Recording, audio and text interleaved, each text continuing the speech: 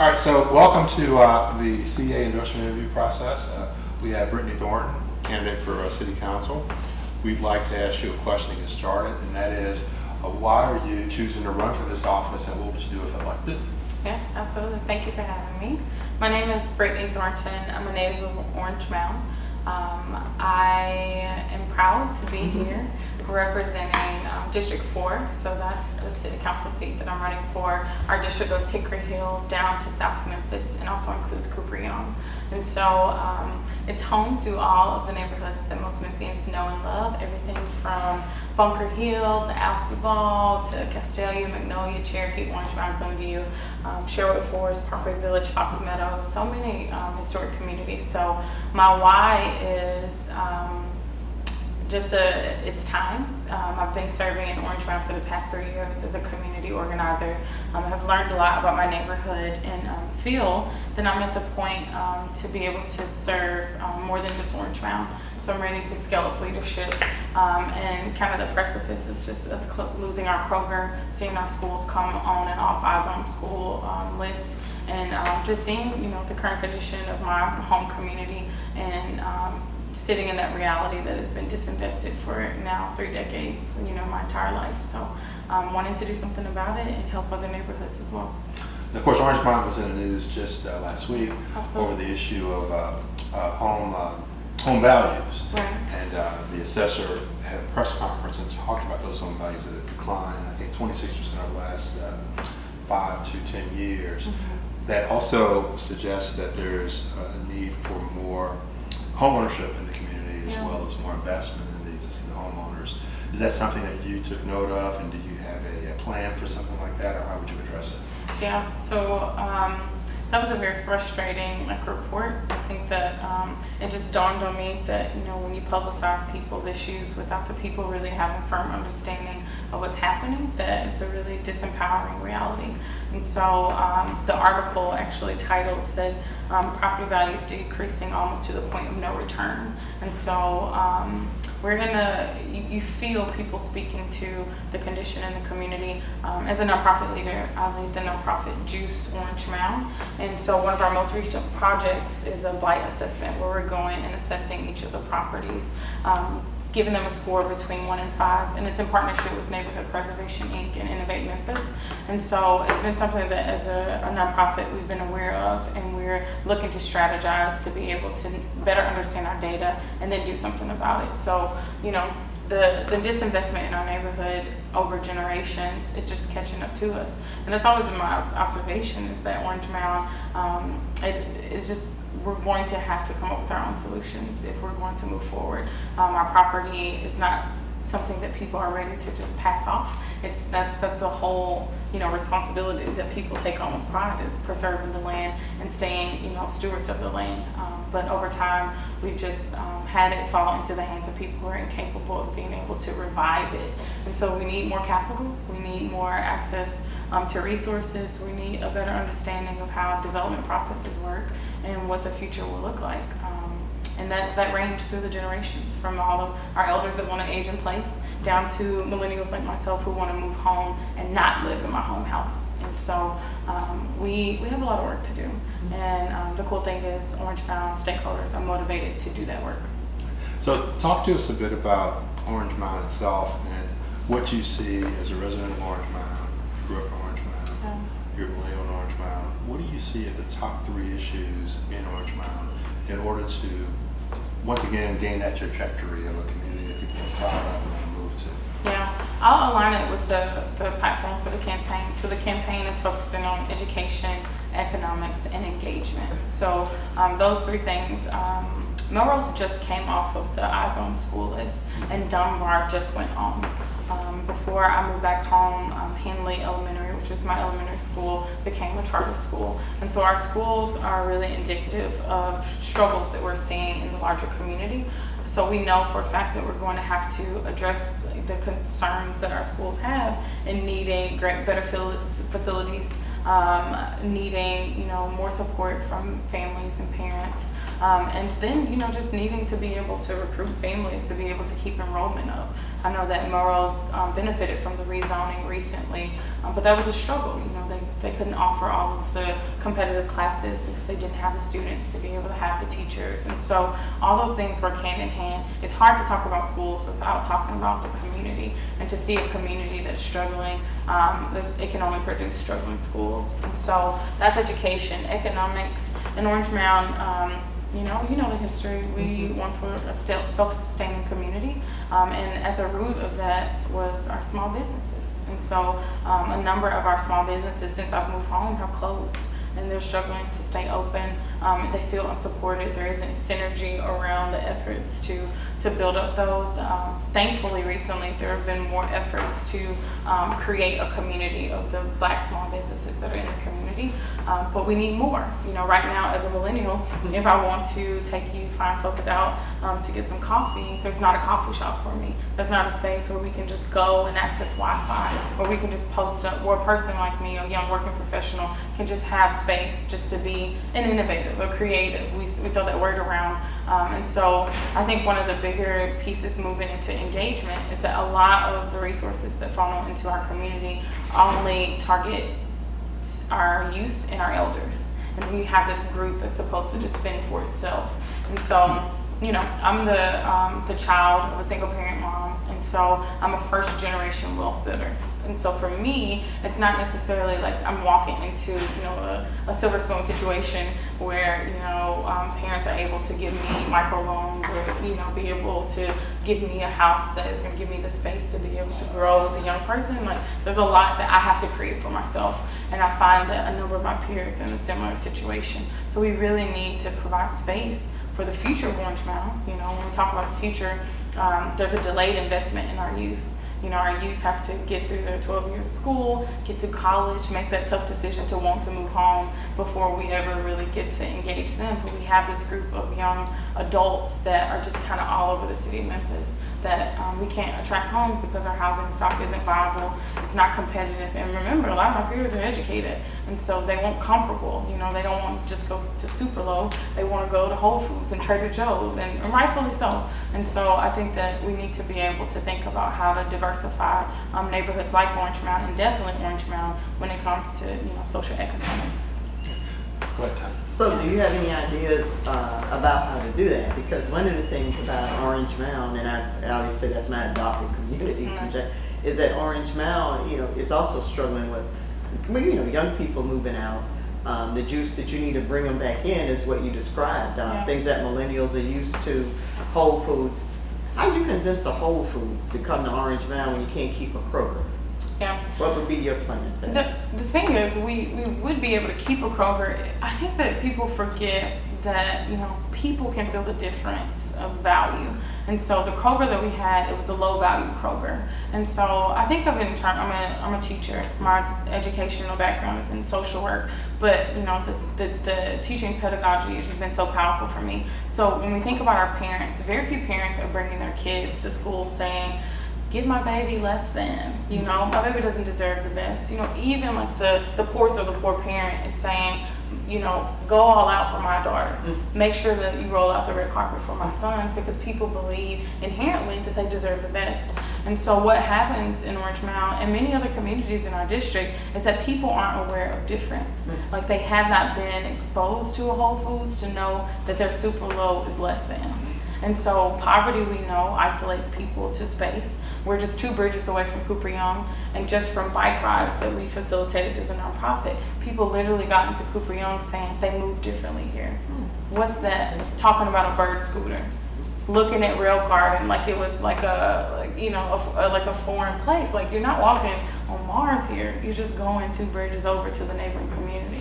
And so there are a lot of things that we need to address when it comes to accessibility. Right now, the people that would be perfect people to help diversify our community and contribute can't get into the neighborhood. When I moved back in 5 years ago, I had to stay at home in order to stay in my community of choice, which was home. And so right now, I'm living in Bethel Grove, which is, called the suburbs of Orange Mound. That's the closest I could get to home to find a house.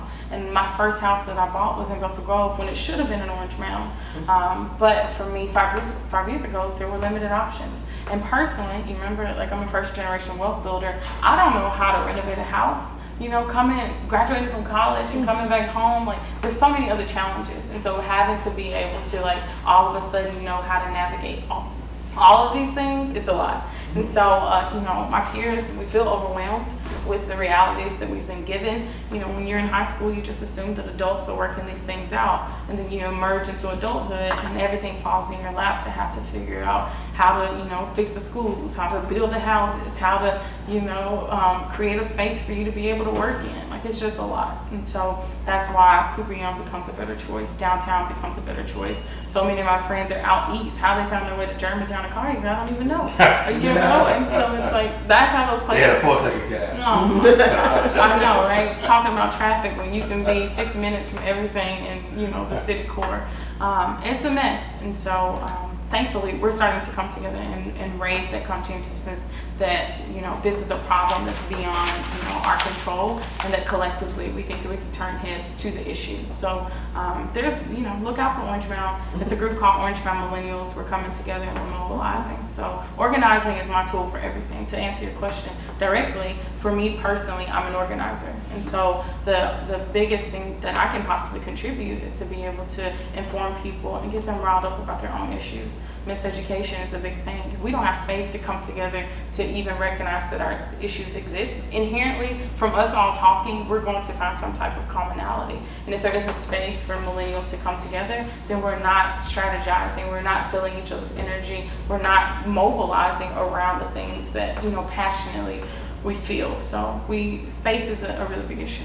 So you mentioned when you were younger, you thought that adults were taking care of things. Oh, yeah. You're soon, if you elected this job, you will be among that cohort. Right. You'll be among the adults in the room. So as a coming adult in the room, if you're elected, how would you deal with the issue of violent crime in your district? Yeah. It's a big issue overall in Memphis as a whole. Mm-hmm. This year we're on pace as a city to have about 200 homicides, which is less than we had in 2016. We had a record year that year.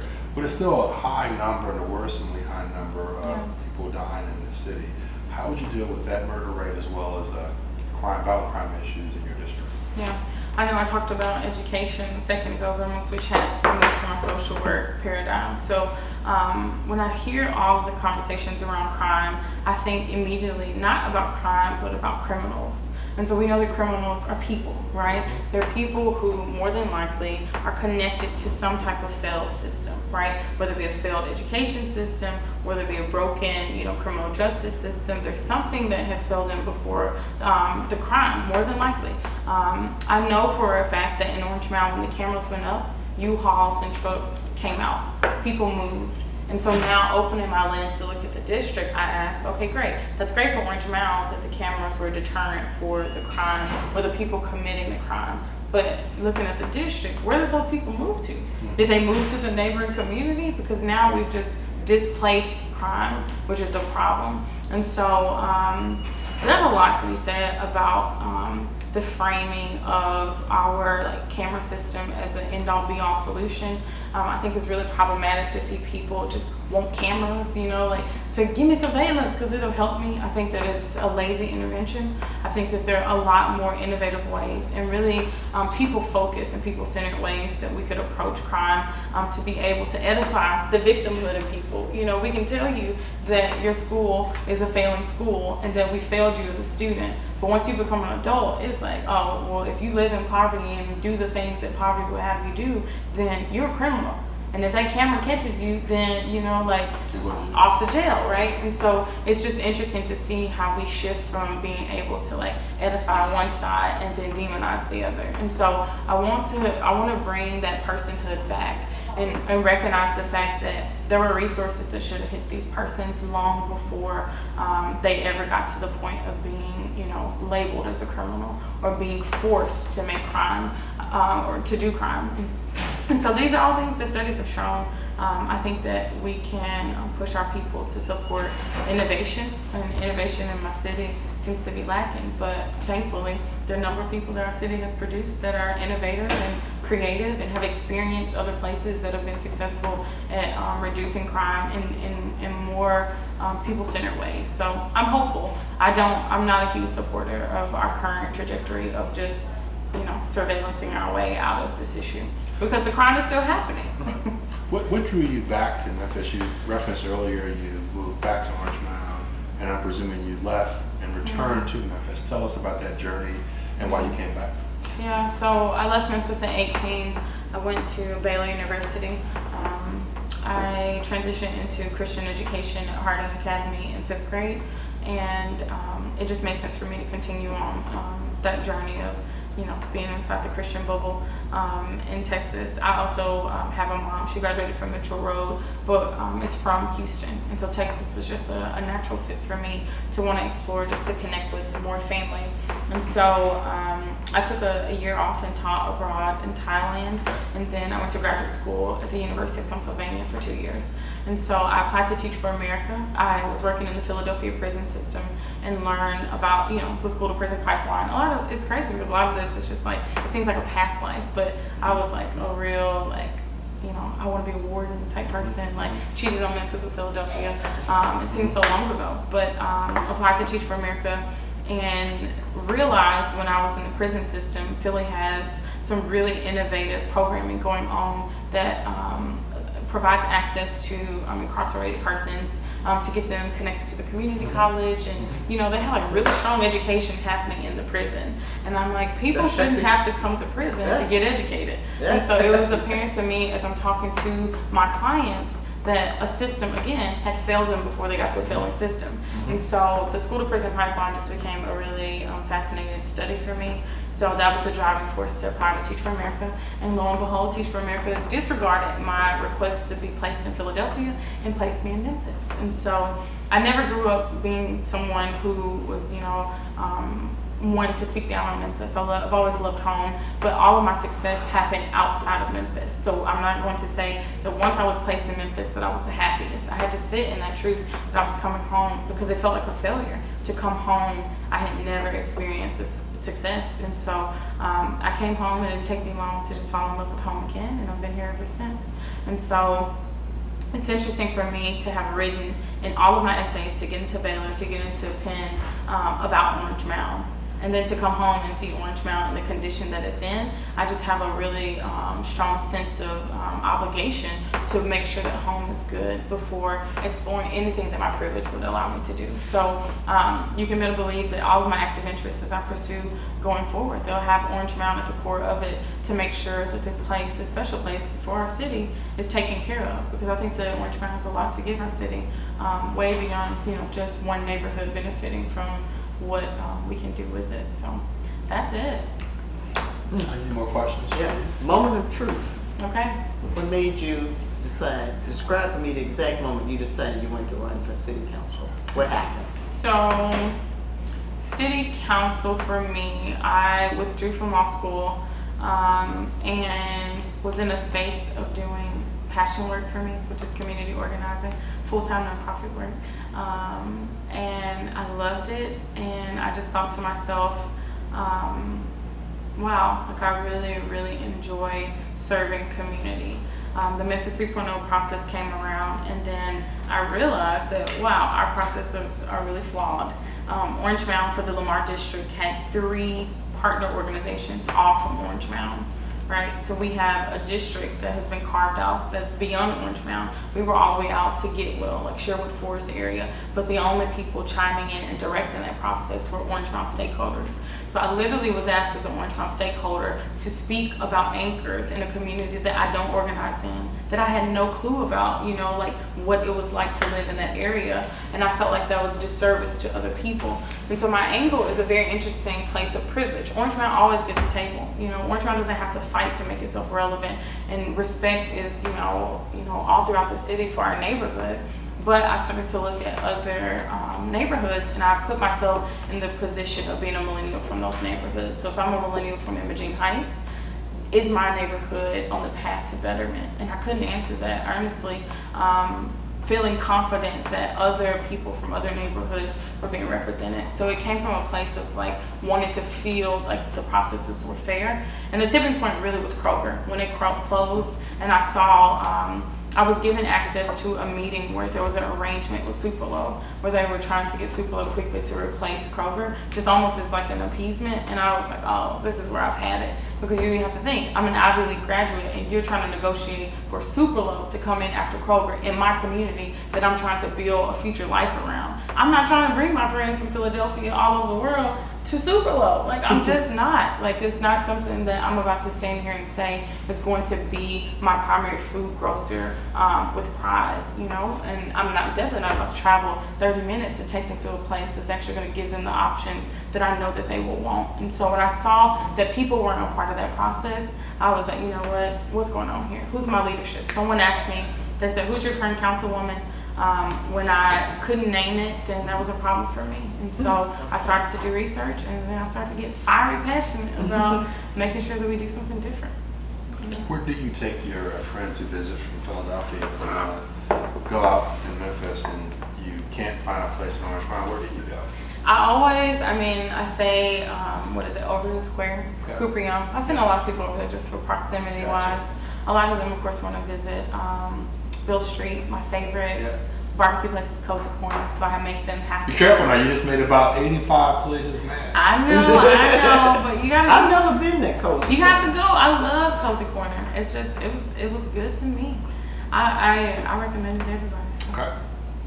So you alluded to it, but can you talk a little bit more? What is it about the current incumbent in District 4 that makes you feel like you could do a better job, or they're not quite meeting their obligations to the district? What is it about this person, this time, this race that made you feel so passionate that the current representative can't cut it?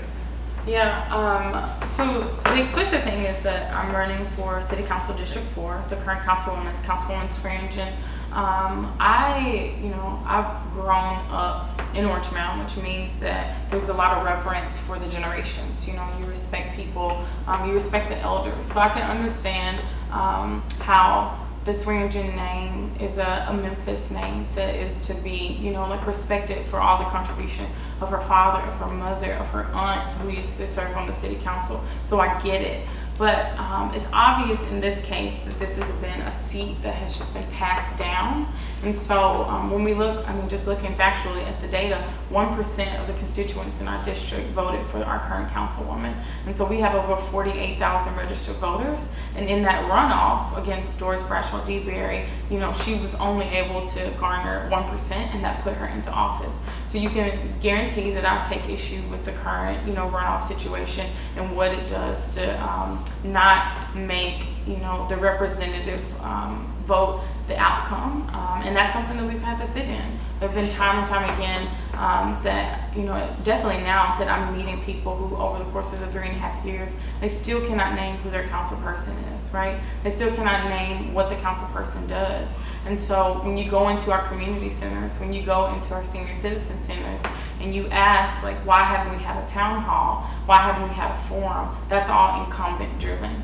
And so literally I've been in spaces where our current incumbent has not tried to raise the voter conscientiousness, has missed opportunities to be able to educate people on their issues, and literally has just played the Memphis way, the old politics way, the jump on your I don't know what you jump on, but giving your hoop and holler speech to the people to get them riled up in a very unintellectual way. And so I think that I always say our current council person has been good for some neighborhoods. If you're in Glenview, like you probably feel like you have a good representative. But if you're in Imogene Heights, if you're in Bunker Hill, if you're in Parkway Village, even if you're in Sherwood Forest, you have not been represented, and that's something that you're aware of. And I think that, we don't elect a sorority leader. We don't elect a Memphis name. We don't elect, those aren't the criteria that we're looking for when we're looking to elect a council person for an entire district. You're looking for someone who can cast a vision big enough for the 16 plus neighborhoods that we have and be able to represent the people, not just the people that vote, not just the communities that, you know, are prime for development or the, you know, slam dunk sales for this new initiative. We need to have someone who can work with people where they are. So seeing all that and desiring more personally, it made me want to run. This is the last question. Okay. And it is designed to give you a chance to give a closing statement, and it is this. What have you learned about yourself and your district and the city during this race? It's a good question. It's a hard question to ask when you're coming from the polls. I'll just say, if Memphis wants to move in a different direction, we're going to have some real conversations. There's a lot that's working against our ability to be more progressive, to be able to get those outcomes that we say that we want, but we don't see and haven't seen for, you know, time, for me, generation. We definitely need to sit in our truth and process why it is that it is our reality. I'll say that my biggest takeaway is that ageism is a real thing, and that we literally have our foot on the necks of our young leaders, and that this idea of passing the torch isn't something that we feel confident in doing. And so we need to reconcile why that is and move into a space of mending the generations and making sure that that's something that we do confidently, and that we feel equipped and ready to groom, you know, the next set of leaders so that we can see different outcomes. The byproduct of that is that people continue to fall outside of the scope of what we're currently doing, and some people, you know, have lost a lot of hope because we continue to play games. And so I hope that we can get it right. And 2019 is a great year to do it. Thank you for your time. I appreciate it.